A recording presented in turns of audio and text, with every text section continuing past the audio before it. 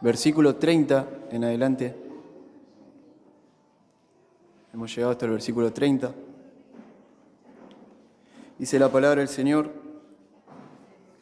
Pasados 40 años, un ángel se le apareció en el desierto del monte Sinaí.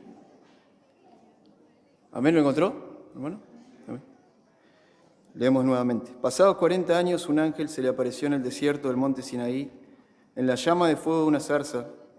Entonces Moisés, mirando, se maravilló de la visión, y acercándose para observar, vino a él la voz del Señor: Yo soy el Dios de tus padres, el Dios de Abraham, el Dios de Isaac, el Dios de Jacob.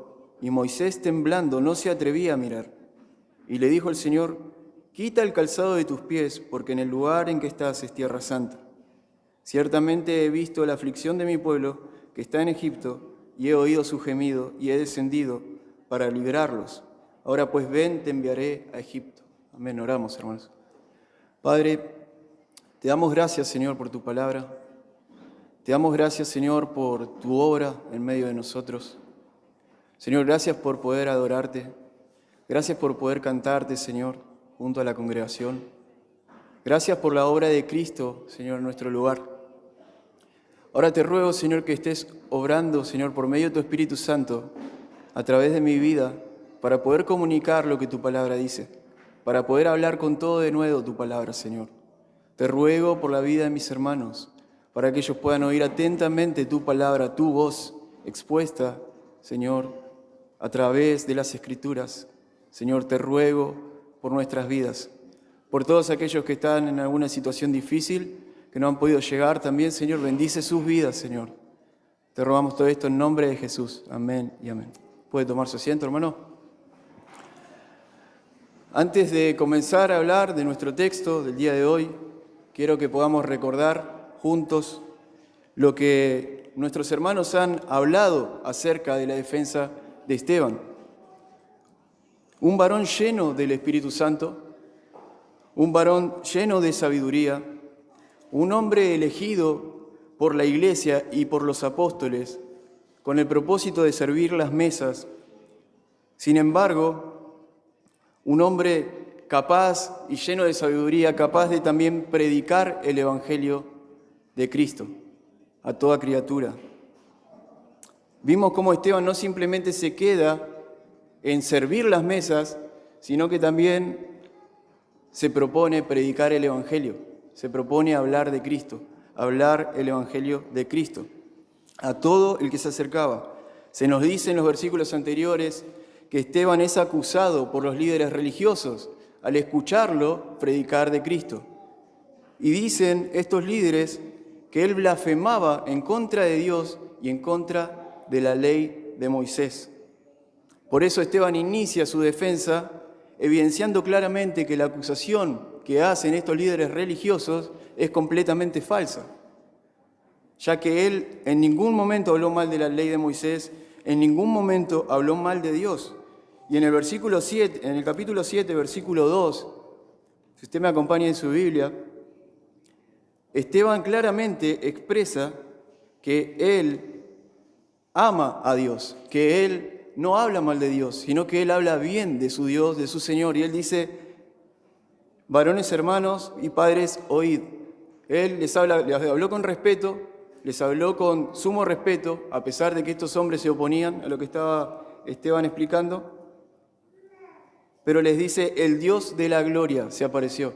Esta es la forma en que Esteban se expresa, la forma de que habla él de su Dios, como el Dios de la gloria. Así que, obviamente, era una mentira lo que estaban diciendo los religiosos, de que ellos hablaban de que Esteban estaba blasfemando contra Dios. Esteban claramente está diciendo: Dios es glorioso. El Dios de la gloria se le apareció a Abraham.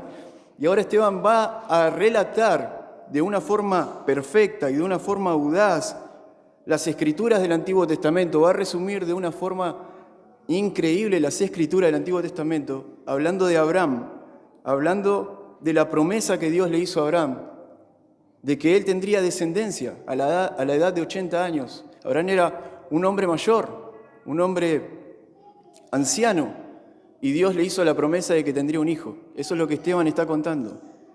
Esteban con esto está tratando de demostrar que él no está en desacuerdo con las escrituras del Antiguo Testamento. Por eso va a hablar de Abraham, por eso va a hablar de Isaac, por eso habla de Jacob, por eso también habla de los 12 patriarcas, hijos de Jacob, y por eso también habla de José, aquel que fue vendido por envidia de sus hermanos. Después de que Jacob tuvo a los 12 patriarcas, dice Esteban, todo esto lo está relatando él, dice que los padres, las 12 tribus de Israel, los que iban a conformar las 12 tribus de Israel, que son los patriarcas, tuvieron envidia de su hermano de su hermano José, y vendieron a José a Egipto. Todo esto con un propósito. Todo esto Esteban está relatando con un propósito de dar a entender que Dios tiene un plan, tanto para su pueblo que estuvo en Egipto, que estuvo padeciendo esclavitud 400 años, pero después fue libre porque Dios levantó un libertador, del cual vamos a hablar el día de hoy.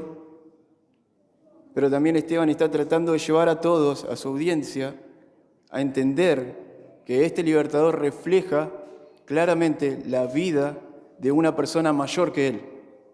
Y todos sabemos quién es esa persona. Ese es Jesucristo, nuestro Señor y nuestro Salvador. Esteban habla de que José gobernó con gran sabiduría y benefició a Egipto, benefició a la casa de Faraón, y su gran capacidad hizo que también beneficiara a su misma nación, ya que él trajo a sus hermanos, aquellos que lo habían vendido por envidia, los trajo, los perdonó, los recibió en su casa y les dio provisión. Si no fuera por la vida de José, sus hermanos hubieran perecido, muertos de hambre, porque había venido una gran hambre sobre la tierra. De ahí en más, hermanos, el pueblo es esclavizado en Egipto después de que muere José, después de que José duerme, dice, después de que José va con sus padres, se levanta, dice Esteban, se levanta un rey que no conocía a José y esclaviza al pueblo de Israel. Esclaviza al pueblo de Israel, manda a matar a todos los niños, a todos los nacidos, varones, y esclaviza al pueblo de Israel. Entre ellos Moisés puede lograr escapar. Y Esteban entonces habla en nuestros textos del día de hoy de su encuentro con Dios, del encuentro que Moisés tiene con Dios. Fíjese que dice, versículo 30,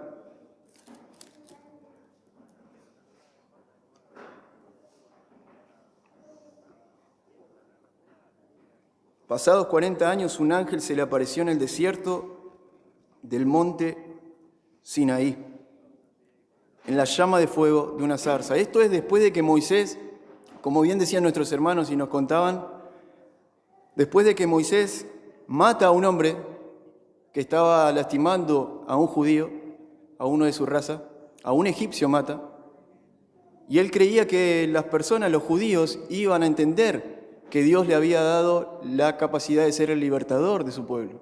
Pero ellos no lo entendieron así, y dice la palabra de Dios que le dijeron, uno de ellos le dijo, ¿quieres matarme como mataste ayer al egipcio?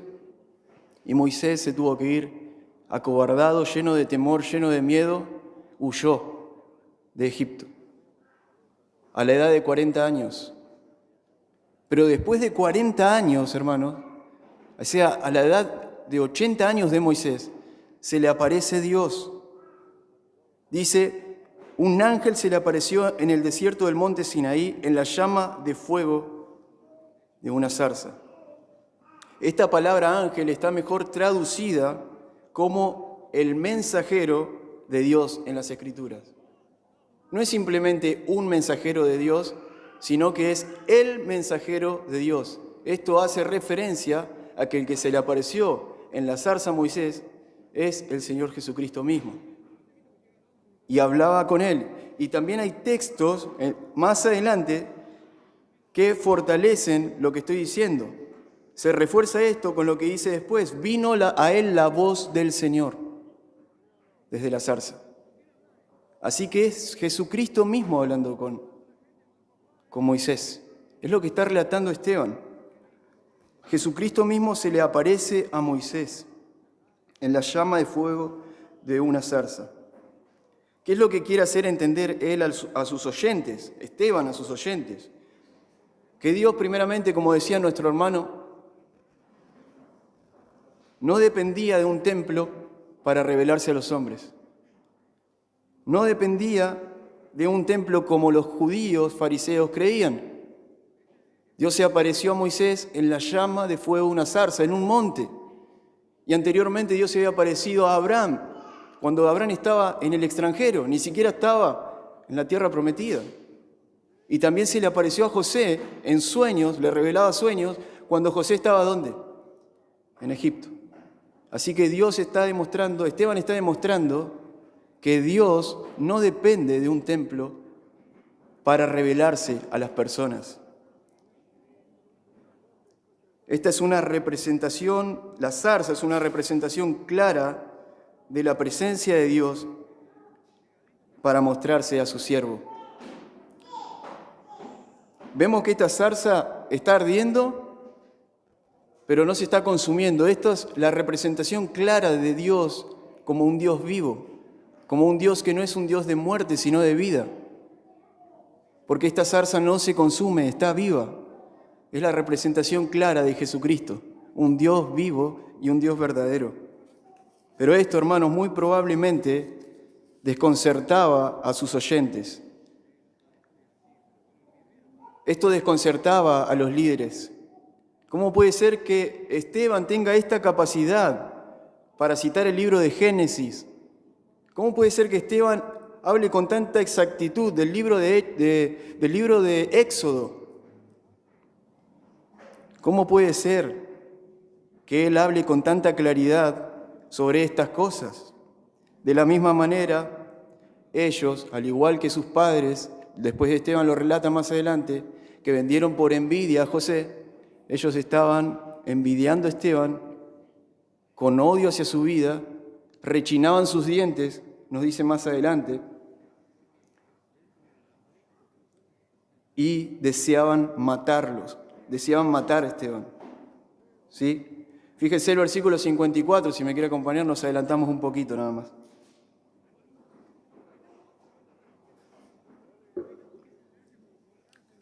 Oyendo estas cosas, se enfurecían en sus corazones y crujían los dientes contra él. Eso es lo que está pasando con estos líderes. ¿Están escuchando esto? ¿Están escuchando que Esteban con denuedo habla la palabra? Pero lamentablemente ellos no están atendiendo a la palabra. Lamentablemente ellos están dejando de lado la voz del Espíritu Santo. Se endurecen contra el Espíritu Santo. Endurecen sus corazones contra el Espíritu Santo, del cual Esteban está lleno y por el cual está él hablando. Endurecen sus corazones. Cierran sus oídos para no escuchar a la voz de Dios. ¿Cuántas veces nos pasa a nosotros también, hermanos? De cerrar nuestros oídos cuando Dios nos habla, cuando Dios habla a través de su palabra, cuando sabemos lo que debemos hacer y hacemos todo lo contrario a lo que deberíamos hacer. ¿Por qué motivo? Porque endurecemos nuestros corazones a la voz del Espíritu Santo. Aún así, nuestro Dios tiene misericordia. Imagínense cuánta misericordia tiene de los fariseos, porque ellos dieron muerte al justo, a Jesucristo. Y ahora Esteban otra vez les está predicando a ellos. Cuánta misericordia de nuestro Dios. A pesar de su dureza, ellos siguen oyendo el Evangelio. Lamentablemente muchos de ellos no se arrepintieron. Otros sí escucharon y se arrepintieron. Gloria a Dios por ellos. Un subtítulo para empezar a leer 31 y 32. Dios es Dios de vivos y no de muertos. Versículo 31 y 32. Entonces Moisés, mirando, se maravilló de la visión y acercándose para observar, vino a él la voz del Señor diciendo: Yo soy el Dios de tus padres, el Dios de Abraham, el Dios de Isaac, el Dios de Jacob. Y Moisés, temblando, no se atrevía a mirar. Esta es la forma en que Dios se revela a Moisés. Él le dice, yo soy el Dios de tus padres. Él no dice, yo fui el Dios de tus padres, ni tampoco dice, yo seré tu Dios. Él dice, yo soy el Dios de tus padres. Esto está hablando de la eternidad de Dios. Está hablando de que Dios es un ser eterno, un ser que vive desde y hasta la eternidad. Dios se revela, como también nos dice Juan, y les dice a sus oyentes, que en el principio Cristo era el Verbo, y el Verbo estaba con Dios, y el Verbo era Dios. De la misma manera que Cristo era en el principio, es decir, Cristo no tuvo un comienzo, ya era desde el principio, de la misma manera Dios el Padre. Yo soy el Dios de Abraham, el Dios de Isaac y el Dios de Jacob. Dios se da a conocer. Por otro lado, otro punto es, Dios es un ser eterno, Dios conoce a sus hijos. Dios sabe quién es Abraham, Isaac y Jacob. ¿Dios nos conoce a cada uno de nosotros? ¿Dios también nos conoce a nosotros? ¿Dios conoce quiénes somos? Porque lo más importante, una de las preguntas más importantes que tenemos que responder es si Dios nos conoce. Dios conocía a Abraham, a Isaac y a Jacob. Dios conoce a cada uno de nosotros porque la palabra dice, ¿no?, que en aquel día muchos le dirán, Señor, Señor. No predicamos, no hablamos en tu nombre, no echamos fuera demonios, no sanamos, pero Él le dirá, nunca os conocí. Apártense de mí, hacedores de maldad. Por eso es muy importante que Dios nos conozca. Pero de la única manera que Dios nos puede conocer a cada uno de nosotros, no es por quiénes somos nosotros, sino por quién es Él para nosotros.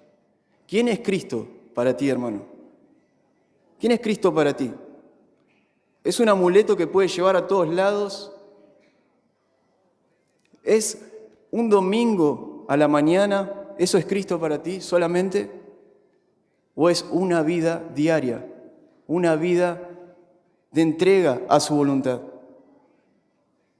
Si nosotros estamos en Él, somos de Él. Pero si estamos separados de Él, no estamos en Él.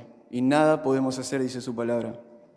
Por eso te animo, hermano, que si te encuentras, o amigo, si te encuentras lejos de Cristo, hoy es el día de salvación para ti.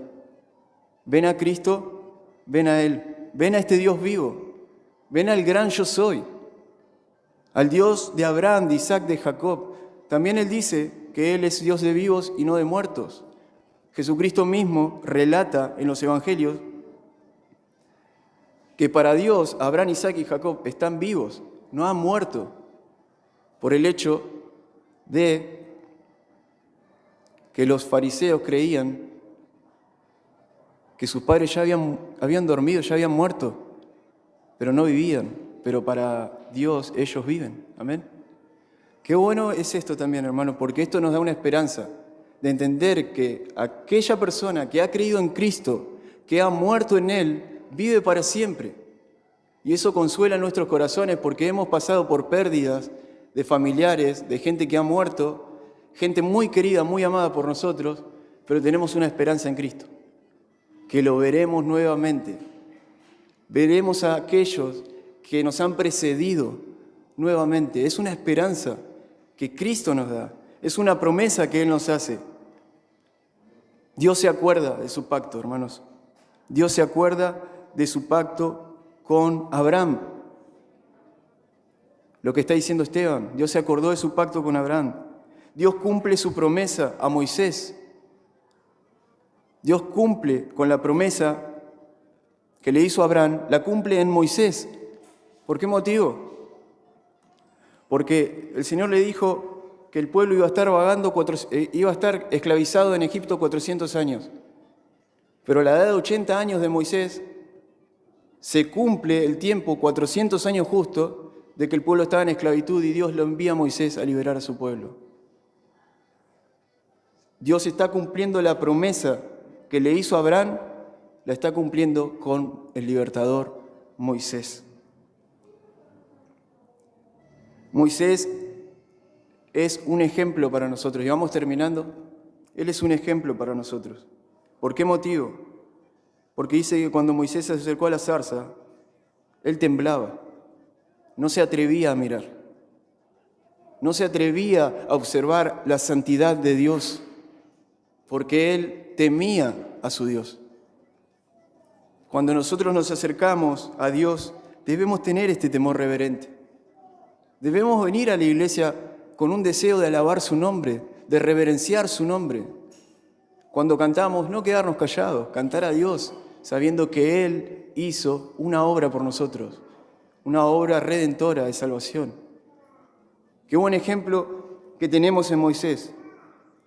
Y finalizando, mis hermanos, porque Moisés es el libertador del pueblo de Egipto, pero Él liberó a su pueblo de una esclavitud física. Sin embargo, Jesucristo viene como un libertador espiritual, como aquel libertador que trae salvación y trae perdón de pecados. Moisés no podía lograr eso. Moisés solamente estaba destinado por Dios a liberar a su pueblo de la esclavitud de Egipto. Pero hay un redentor, hay un libertador aún mayor que Moisés. Es lo que está tratando de decir Esteban en su texto. A sus hermanos judíos. Él desea que sus hermanos sean salvos, pero sus hermanos están desechando la palabra. Y él lo que le quiere decir es que hay un libertador mayor, y ese es Jesucristo, nuestro Señor y nuestro Salvador. Amén. Él es quien nos libra del poder de la esclavitud del pecado. Él es el cielo para nosotros. Cuando cantamos ya tengo vida, ya tengo el cielo, Cristo es nuestro cielo. Tenerlo a Él es nuestro cielo. Si morimos para Él, morimos. Si vivimos para Él, vivimos. Si morimos, para Él morimos. Sea que vivamos o sea que muramos, del Señor somos, dice su palabra. Entonces, qué importante, hermano, es poder ver la grandeza de Cristo.